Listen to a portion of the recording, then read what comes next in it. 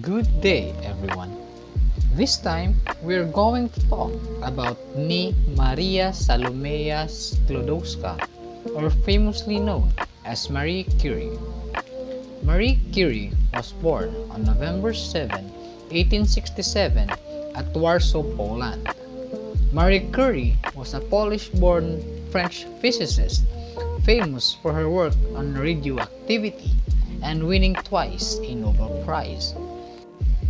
She won the 1911 Nobel Prize for Chemistry on her own, which made her the only woman to win the award in two different fields.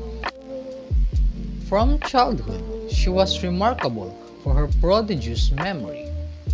Because her father, a teacher of mathematics and physics, lost his savings through bad investment, she had to take work as a teacher and, at the same time, took part clandestinely in the nationalist Free University, reading in Polish to women workers.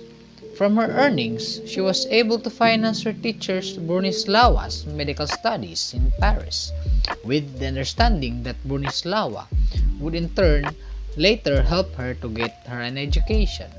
In 1891, Sklodowska went to Paris, and, now using the name Marie, began to follow the lectures of Paul Apple, Gabriel Lippmann, and Edmond Bauty at the Sorbonne.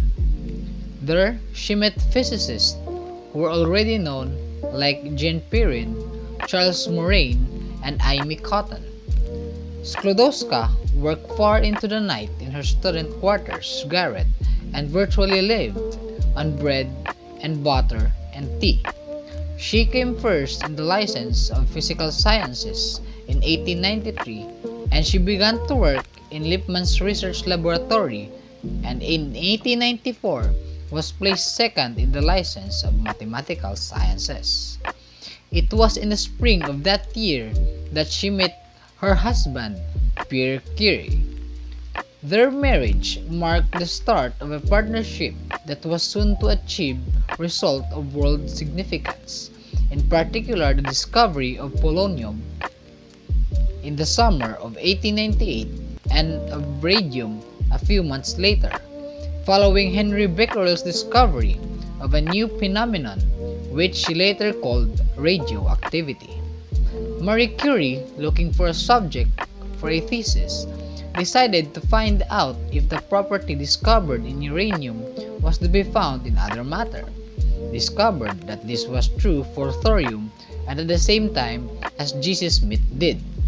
While Curie devoted himself chiefly to the physical study of new radiations, Marie Curie struggled to obtain pure radium in the metallic state, which later on achieved with the help of the chemist André-Louis Debierne, one of Pierre Curie's pupils. The birth of their two daughters, Irene and Eve, in 1897 and 1904 did not interrupt Marie's intensive scientific work. She was appointed lecturer in physics at the École Normale Supérieure for girls in Sèvres and introduced her a method of teaching based on experimental demonstrations, and in December 1904 she was appointed chief assistant in the laboratory directed by her husband Pierre Curie. The sudden death of Pierre Curie in April 9, 1906 was a bitter blow to Marie Curie, but it was also a decisive turning point in her career. Henceforth, she was to devote all her energy to completing alone the scientific work that they had undertaken. On May 13, 1906, she was appointed to the professorship that had been left vacant on her husband's death. In 1908, she became titular professor, and in 1910, her fundamental treatise on radioactivity was published.